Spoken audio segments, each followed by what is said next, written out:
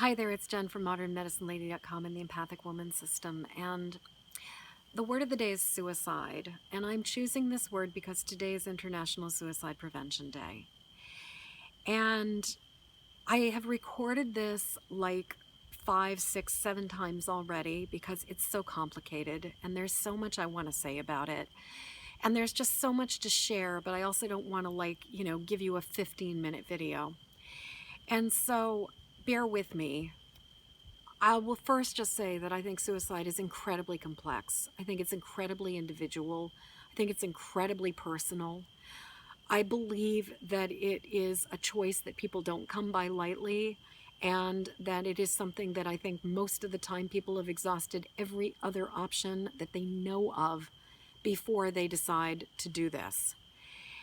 And what breaks my heart is when people don't know the other options, when they are isolated, when they are disconnected, when they think that suicide is the only viable choice, not because it is, but because they don't know about the resources that are available, about the tools that are available, and about the things that we can do for ourselves that can really make a difference.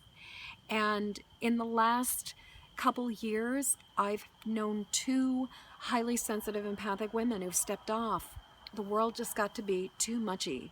And in both cases, their story's incredibly complex. There's a lot of reasons why they exhausted those resources, they exhausted those options. And I don't know if they had reached a point where there was no other choice or not, but I do know that in both of their cases, that their sensitivity to the world was something that contributed to why they just could not handle it anymore.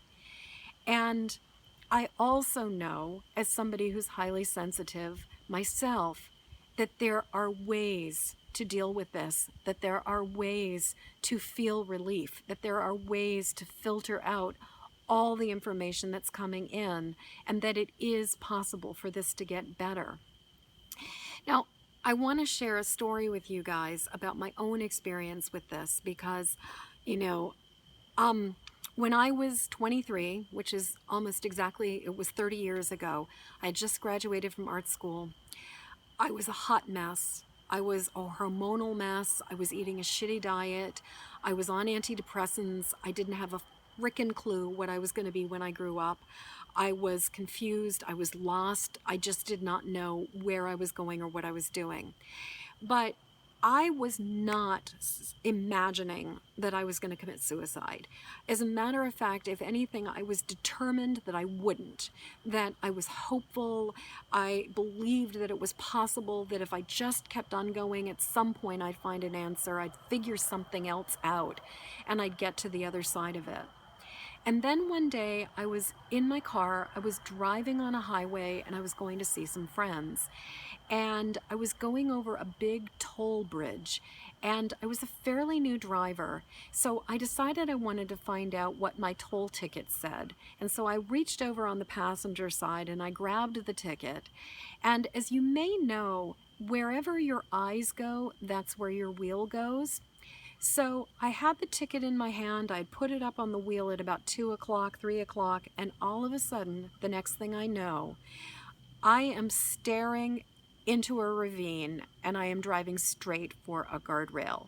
And we are not talking like a little bridge. We are talking like a major suspension bridge over a major ravine with water down below that I was driving over, and I was going to go in. And so amazingly, miraculously, there was nobody else on the road. I cut my wheel really fast. I fishtailed all over the highway, and I got my car righted, and I stabilized, and I was able to keep going. I scared the living crap out of myself. And I got to the other side of the bridge, and that was my wake-up call. That was my moment when I went, holy shit. Even though I don't want to die, I could end up dying because I can't prevent it, because I'm so distracted, I'm so distressed, I'm so depressed, I'm so anxious that I can't stop myself from harming myself, that I can't keep myself out of harm's way. And that was the moment in my life when everything changed, because that was the moment when I realized that things had to be different or I wasn't going to last. I wasn't going to make it. And that was the moment when I realized that I needed to ask for help. And that was when everything changed. So I'm not going to go into like a long litany of the things that have made a difference, but I'm going to just list some of the things that made a difference for me. And what I will say is there have been a number of things that have been life-changing. One has been awareness of what I put in my body, that chemicals and substances, and amazingly, especially sugar, has made a huge, huge difference, and that I have to be so careful about how I treat my body and how I take care of myself. Second thing is community and connection and reaching out and asking for help and admitting that I can't do this alone.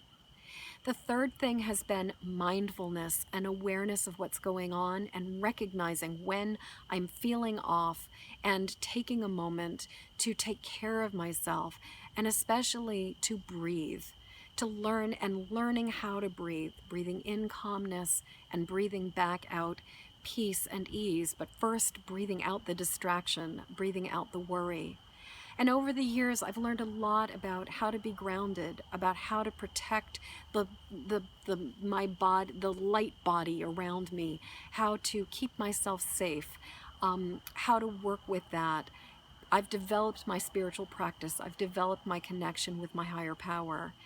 And I've also learned and developed and discovered a lot of other tools, flower essences being one of the ones that has been incredibly helpful, very subtle but really supportive. And then one of my absolute favorite things, which has been tapping, EFT, which has allowed me to grow in ways that I couldn't even imagine.